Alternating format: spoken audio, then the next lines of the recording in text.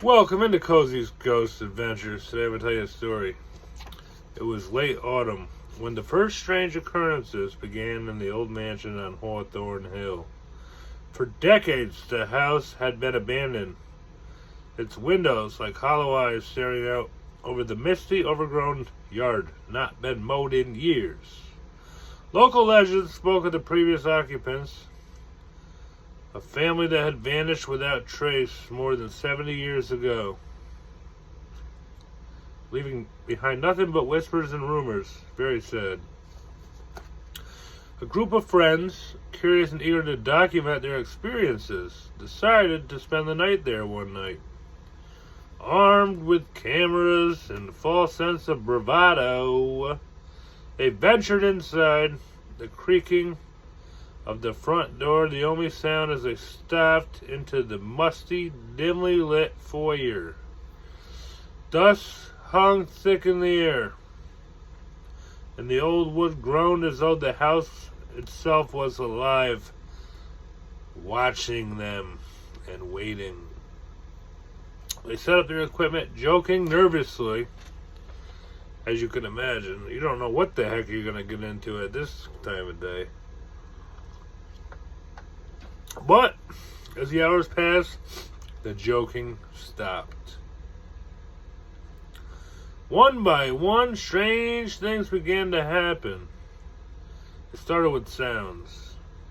Faint footsteps echoed from the floors above, but no one was upstairs that they knew of. The temperature in the room plummeted, and the breath of the group turned to fog in the air. They chalked it up to the old house settling in, but the unease in the air was palpable.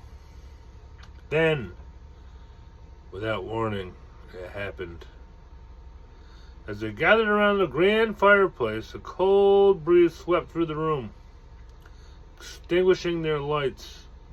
When they lit them again, shadows had changed forms. It wasn't just a flickering light that had cast them. The shadows had a life of their own. They seemed to stretch, twist, and shift unnaturally. And that's when they heard it. A soft whisper, so faint at first that they thought it was the wind. Then it grew clearer and clearer. The whispers were coming from all directions. You got north, east, south, and west. Now northwest, southeast, southwest, northwest. You name it. All directions. One voice in particular was very unmistakable. A low, raspy whisper that seemed to echo in their minds rather than in their ears. Get out before it's too late, it said to them. Panic set in. The group rushed to leave, but as they approached the door,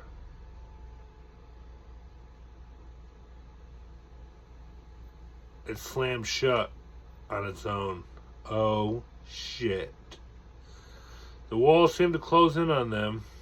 The shadows grew darker, pressing in their shapes now more like figures of mere darkness. Desperate, they tried to break a window to get out, but a voice, louder this time, filled the room. You're already too late, it said. Suddenly, the room went dead-ass silent. For a moment, just a brief moment, they thought they had escaped the madness. But as they turned to face the door, there, standing in the doorway, was a figure.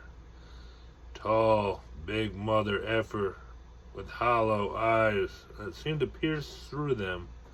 It was unmistakable, unbelievable, undeniable. Were they going to die? It was the last thing they saw before they ran, breaking through the door and never looking back. But the story doesn't end there, guys.